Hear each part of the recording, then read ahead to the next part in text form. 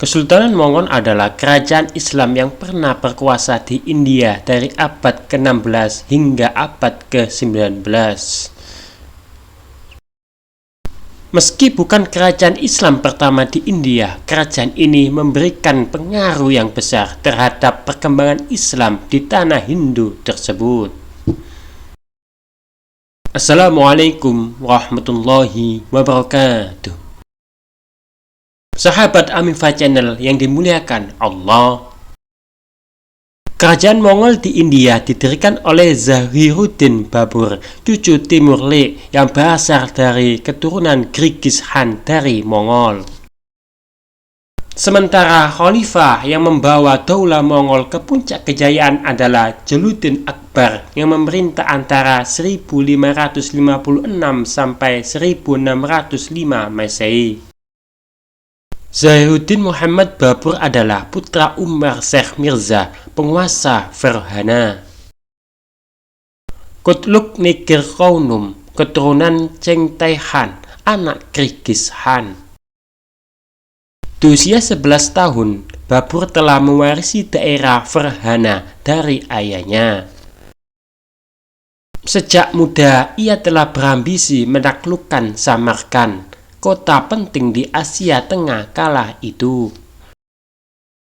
Dengan bantuan Raja Ismail I dari kerajaan Samawi, Babur berhasil menaklukkan Samarkand pada tahun 1494 Masehi. Satu dekade kemudian, ia menduduki kekuasaan di Kabul, ibu kota Afghanistan, dan segera memusatkan perhatiannya pada India. Kala itu, India dikuasai oleh Ibrahim Lodi dari Kesultanan Delhi yang pemerintahannya sedang tidak stabil. Babur kemudian memimpin bala tentaranya menuju Delhi dan terjadilah pertempuran Panipat I pada 21 April 1526 Masehi. Ibrahim Lodi bersama ribuan pasukannya meninggal dalam serangan itu dan tidak lama kemudian Babur mendirikan Kesultanan Mongol. Kesultanan Mongol mencapai puncak kejayaannya pada masa pemerintahan Akbar. Di bawah kendali Akbar, kesultanan ini tidak hanya maju di bidang politik dan militer, tetapi juga di bidang ekonomi, pendidikan, arsitektur, seni dan budaya, serta keagamaan. Kejayaan yang diraih Akbar masih dapat dipertahankan oleh 3 sultan, yaitu Jahangir, Shah Jahan, dan Aurangzeb 1658 sampai 1707 Masehi. Pada periode ini, Kesultanan Mongol memiliki pertahanan militer yang tangguh dan sukar ditaklukkan.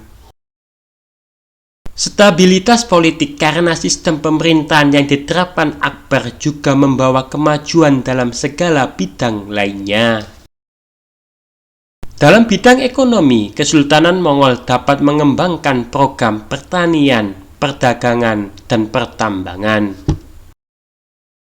Di samping untuk kebutuhan dalam negeri, hasil pertanian itu diekspor ke Eropa, Afrika, Arabia, dan Asia Tenggara. Bersamaan dengan hasil kerajinan seperti kain tenun serta kain tipis berbahan gordin yang banyak diproduksi di Bengal dan Gujarat. Ketika Shah Jahan berkuasa, ia memerintahkan untuk membangun Taj Mahal, yang menjadi salah satu bukti kemajuan di bidang arsitektur Mongol. Pada masa pemerintahan Aurangzeb, pajak dihapuskan, harga bahan pangan diturunkan, dan korupsi diberantas. Selama 1,5 abad, Kesultanan Mongol menjadi negara adikuasa yang menguasai perekonomian dunia, mengalahkan dinasti Qing di Cina dan Eropa Barat. Pada awal abad 18, wilayah kekuasaannya membentang dari Bengal di timur ke Kabul dan Sindhia di barat, Kashmir di utara ke Lembah, dan Kaveri di selatan. Penduduknya saat itu diperkirakan mencapai 150 juta jiwa atau sekitar 1/4 dari populasi dunia saat itu. Dengan berbagai pencapaian itu, Mongol dapat dianggap sebagai salah satu kekaisaran terbesar di dunia kala itu. Selama abad ke-18, kerajaan Mongol semakin lemah dan terpecah-pecah. Serangan dari kekuatan luar, termasuk invasi dari Sadersa dari Persia dan serangan Marathah, semakin memperburuk keadaan. Pada awal abad ke-19, kekuasaan Mongol terbatas hanya pada wilayah Delhi dan sekitarnya.